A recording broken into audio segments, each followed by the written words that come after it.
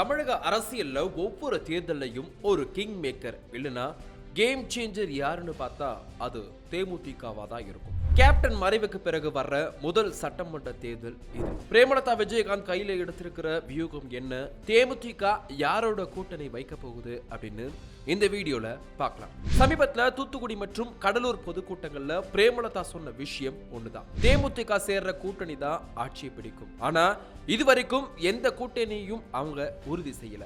2024 நாடாளுமன்ற தேர்தலில் அதிமுக கூட்டணியில் இருந்த தேமுதிக இப்போ வரைக்கும் மௌனம் காக்குது. ஆனா பின்னணியில திமுக கூடவும் பேச்சுவார்த்தை நடப்பதா சில தகவல்கள் வருது.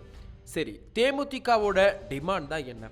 குறைஞ்சது இரட்டை இலக்க தொகுதிகள் மற்றும் தேர்தலுக்கு பிந்தைய அதிகார பங்கீடு. அதிமுக கூட்டணி பக்கம் பார்த்தோம்னா ஏற்கனவே பாமக, அமமுக போன்ற கட்சிகள் அங்க இருக்கிறதுனால தேமுதிக கேட்கிற தொகுதிகளை எடப்பாடி பழனிசாமி கொடுப்பாரா? திமுக கூட்டணியை பார்த்தோம்னா ஏற்கனவே கூட்ட நெரிசல் அதிகமாக இருக்கு. ஆனாலும் தேமுதிகவை உள்ள கொண்டு வர்றது மூலமா எதிர்கட்சி கூட்டணியை பலவீனப்படுத்த ஸ்டாலின் யோசிக்கலாம். ஆனா அங்கேயும் ஒற்றை இலக்க தொகுதிகள் தான் சாத்தியம்னு பேச்சுகள் அடிபடுது.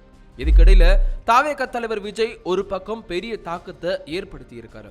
ஒருவேளை மூன்றாவது அணி அமைச்சா தேமுதிக அங்க போகுமா, இல்ல கேப்டன் 2006 செஞ்ச மாதிரி சிங்களா களத்துல இறங்கி தன் பலத்தை நிரூபிப்பாங்களா?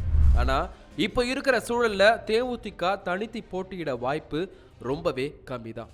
பிப்ரவரி முதல் வாரத்துல தேமுதிக தன் முடிவை அறிவிக்கும்னு எதிர்பார்க்கப்படுது. எங்களுக்கு உரிய மரியாதையும் தொகுதிகளும் கிடைக்கும்ன்றதுனால தேமுதிக உறுதியா இருக்காங்க. நீங்க என்ன நினைக்கிறீங்க? தேமுதிக அதிமுக கூட போனா நல்லதா இல்ல திமுக கூடவா அப்படின்னு மறக்காம கமெண்ட்ல சொல்லுங்க.